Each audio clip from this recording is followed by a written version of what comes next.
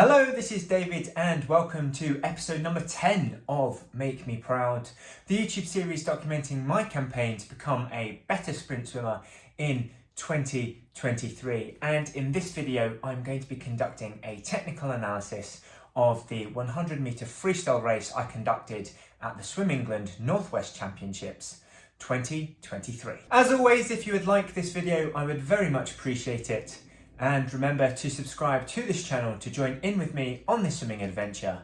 Otherwise, without any further ado, let's dive right into today's episode. So starting off with the dive, and I think I did pretty well on this portion of the swim, given that I had a pretty severe cut on my right knee.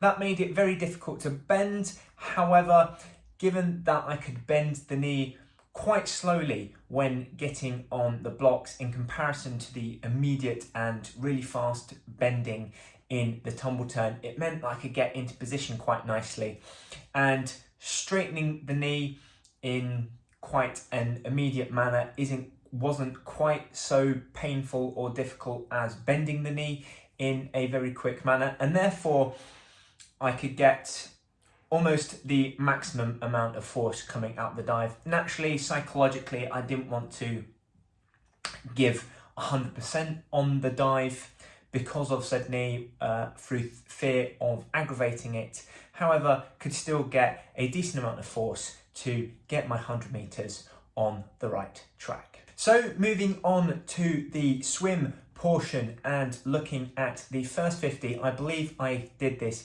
in a nice and controlled manner. The difficulty with the 100 meters freestyle is if you go out too quickly on the first 50, you end up tanking out and losing all of your energy, meaning on the second 50, you don't have enough in the tank to bring it home and thereby lose precious time. However, at the same time, if you go out too slowly, then naturally you've got too much to do in the back 50, thereby also losing time. And therefore it's a really fine balance between going fast but not expending all of your energy over the first 50. And I believe I did this in a very nice and controlled manner, putting me in great stead for the second 50. Moving on to the tumble turns, and this was naturally the most troublesome portion of the race with my knee, not being able to bend it and get nice and curled up in the ball, meaning that it was very difficult to get over on the tumble turn really quickly. And then similarly with the impulse part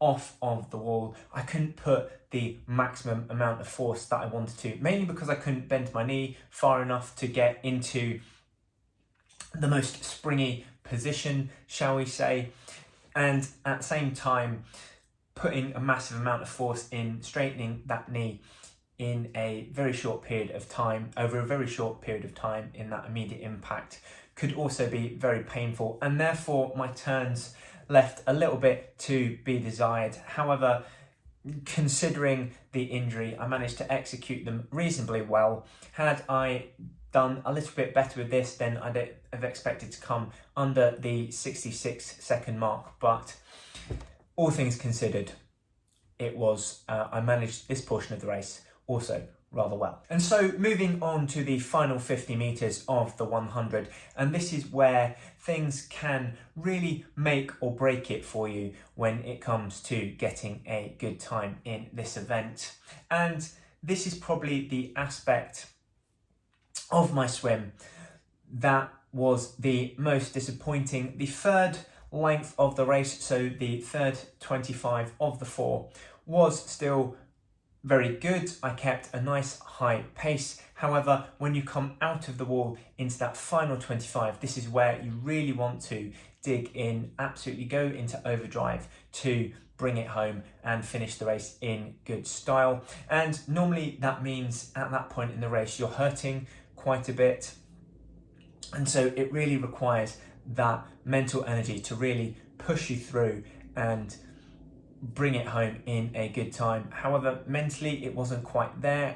Typically I would ask myself the question at that final tumble turn, how much do you want it?